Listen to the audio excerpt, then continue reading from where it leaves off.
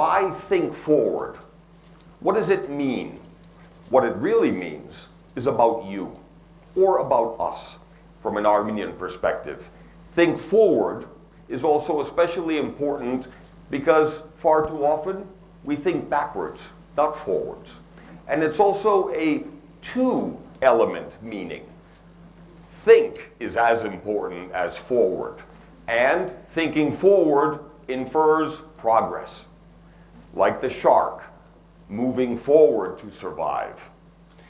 But what's also interesting here, we've heard each speaker offer a different sense. We've heard music, we've heard passion, we've heard and seen and tasted the beauty of the Armenian language expressed through calligraphy. What each speaker shares is commitment, concern, and passion, and lighting. What's also interesting is why think forward is especially relevant as well as significant. And it's because we are here at a unique place, the Republic of Armenia, at a unique time.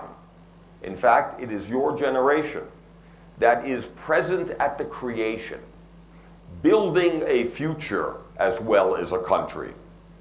And in this concept of think forward, I would also say, in addition to what it means and why it's important, is how to do it. And really it's about change. Change also has 5 specific elements I would like to stress. In many ways, 5 letters of the alphabet, but to be more beautiful, like Ruben's presentation, it's about the calligraphy of change.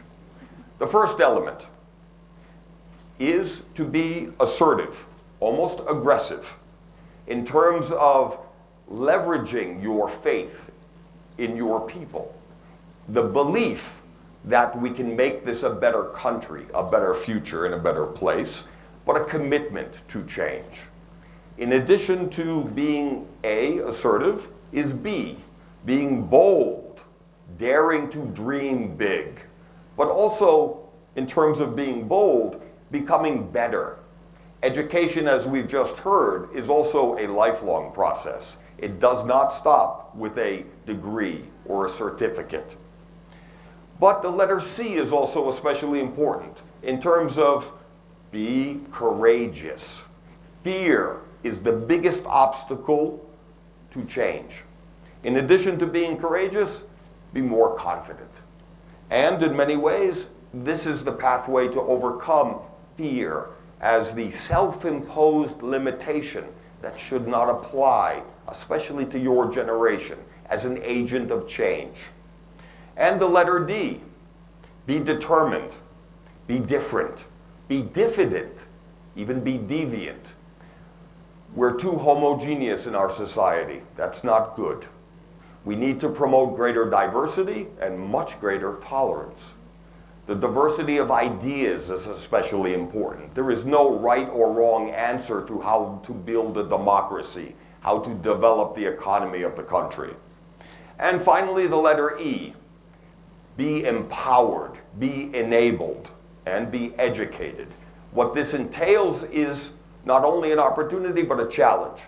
You each have an obligation to stand up for your rights, to have a say in determining your future, and to be a little bit angry.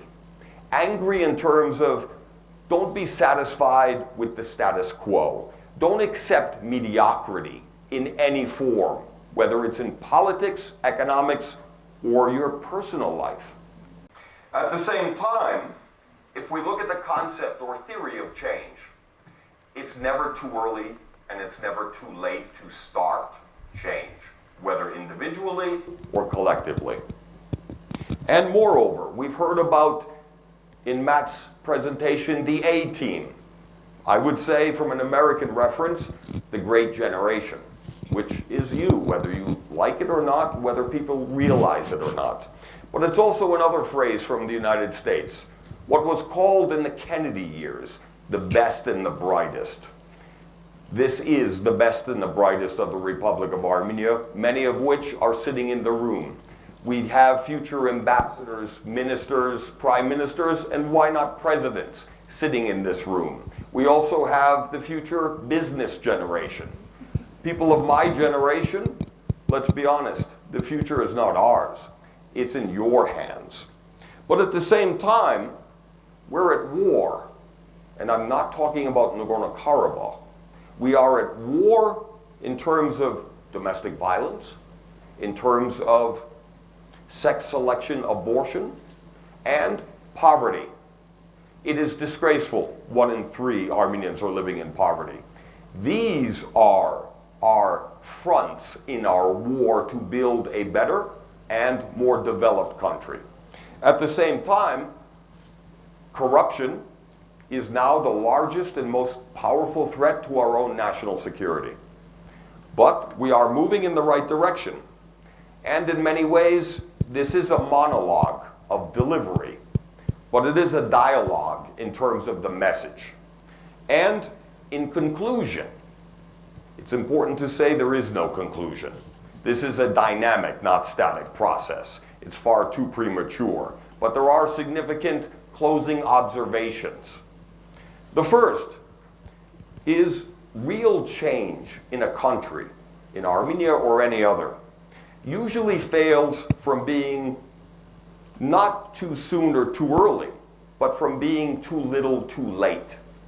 We can no longer afford to actually defer tackling some of our more pressing challenges. The second observation, I do not think the real solution is to confront the government and challenge the system directly. It's much more effective to change the system and actually to offer a better model that works and that reveals the deficiencies of the old model. And in many ways, we are citizens and residents, which means we have rights, but we also have obligations. And we have obligations not only in the political or the economic or financial sectors. We have obligations to each other. We are sometimes far too polite to oligarchs. We are far too tolerant of corruption. But we are much too rude to each other. This also has to stop.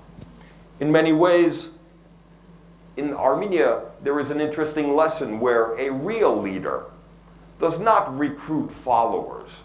A real leader recruits other leaders. And this is one key to change. And in many ways, there are two interesting quotations. It's always helpful as a public speaker to refer to people much smarter than yourselves, as I do. The first quotation is from a unique figure in history, a man who went from prison to presidential palace, Nelson Mandela. According to Mandela, it is education that is the most powerful weapon to change the world. He personified that change. The second interesting quotation, female, Margaret Mead, the anthropologist, whose quotation is perhaps one of my favorites, moving here from the United States. According to Margaret Mead, never doubt that a small group of thoughtful, committed citizens can change the world.